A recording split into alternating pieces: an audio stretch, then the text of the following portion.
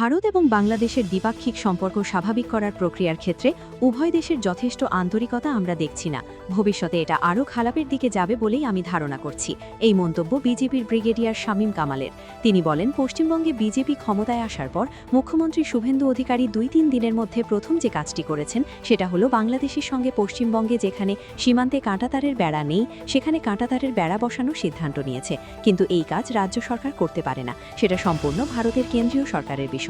অথচ আমরা দেখলাম মন্ত্রিত্ব বন্টন না করে ৪৫ দিনের মধ্যে কাঁটাতারের বেড়ার জন্য বিএসএফকে জমি হস্তান্তর করা হয়েছে। এটি নিতান্তই উস্কানিমূলক। তাই ভারত বাংলাদেশ সম্পর্কের ক্ষেত্রে সামনে আরও ভয়াবহ পরিস্থিতি আসতে চলেছে।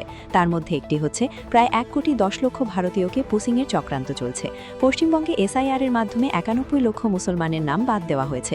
অনুরূপ অসমে সিএএ এর মাধ্যমে ২১ থেকে ২২ লক্ষের নাগরিকত্ব বাতিল করে বাংলাদেশে ঠেলে পাঠানোর নীল নকশা তৈরি করেছে। এছাড়া ইন্দিরা মুজিব চুক্তি কবেই শেষ হয়ে গেছে। তারপরও ২০১১ সালে যে দুটি চুক্তি হয়েছে এতে স্পষ্ট বলা হয়েছে ১৫০ গজের মধ্যে কোনো করাতো এবং ফেন্সিং দেওয়া চলবে না। তাই এখানে ৩ বিঘা করিডোরের প্রশ্নই আসে না। ভারতের সঙ্গে আমাদের সম্পর্ক এখন ৪টি পর্যায়ের উপর নির্ভর করছে।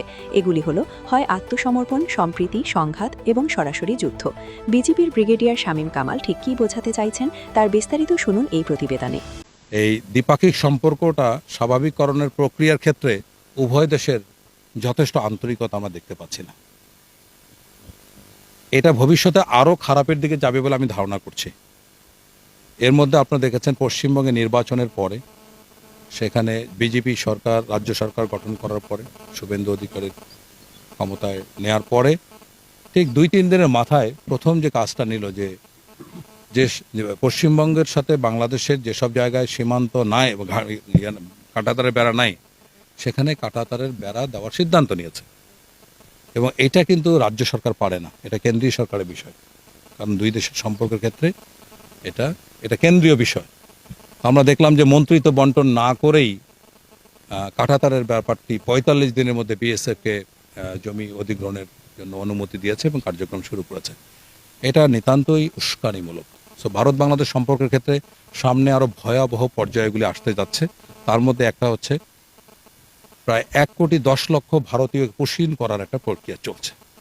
এটা এসআইআর এর মাধ্যমে পশ্চিমবঙ্গে যেমন ৯১ লক্ষ মুসলমান ভোটারদেরকে বাদ দেওয়া হয়েছে, একইভাবে অসমে প্রায় ২১ লক্ষ ২২ লক্ষ লোককে এভাবে আপনার সিএ এর মাধ্যমে তাদেরকে নাগরিকত্ব বাতিল করে বাংলাদেশে পুষিন করার সম্ভাবনা, মানে তারা এটা নীল নকশা করছে।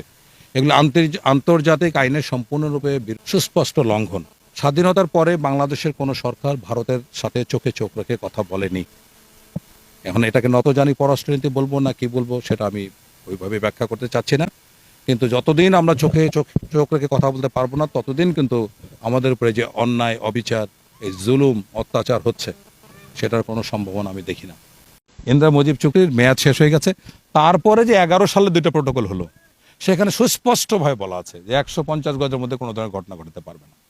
এটা তো শুধু এখানে ৩ বিঘা করিডোরের কোনো প্রশ্নই আসেনি। এর বিরুদ্ধে শক্তিশালীভাবে আপনাদের অবস্থান নিতে হবে। আপনাকে ওই ডেটোরেন্স ক্রিয়েট করতে হবে। ডেটোরেন্স বলতে কি, যদি এইটা না করো আমি এটা করব না, যদি এইটা না ছাড়ো আমি এটা ছাড়বো না, এরকম একটা পর্যায়ে আসতে হবে। তাছাড়া এই সমস্যার সমাধান করা সম্ভব হবে না। ভারতের সাথে আমাদের সম্পর্ক এখন ৪টা পর্যায়ে। হয় আত্মসমর্পণ করতে হবে, যা বলে তাই মেনে নিতে হবে। ২ হলো সম্প্রীতি, যদি উভয় দেশ সবকিছু মেনে নেয়। ৩ হলো সংঘাত, ৪ হলো যুদ্ধ। এছাড়া এই ৪টা পর্ব ছাড়া বাংলাদেশ ভারতের সম্পর্ক স্বাভাবিক করার আমি কোনো অবস্থান দেখি না। আমি কিন্তু যা বলছি জাতীয় গুরুত্বপূর্ণ বিষয় নিয়ে কথা বলছি, এককভাবে কোনো বিষয় নিয়ে কথা বলছি না।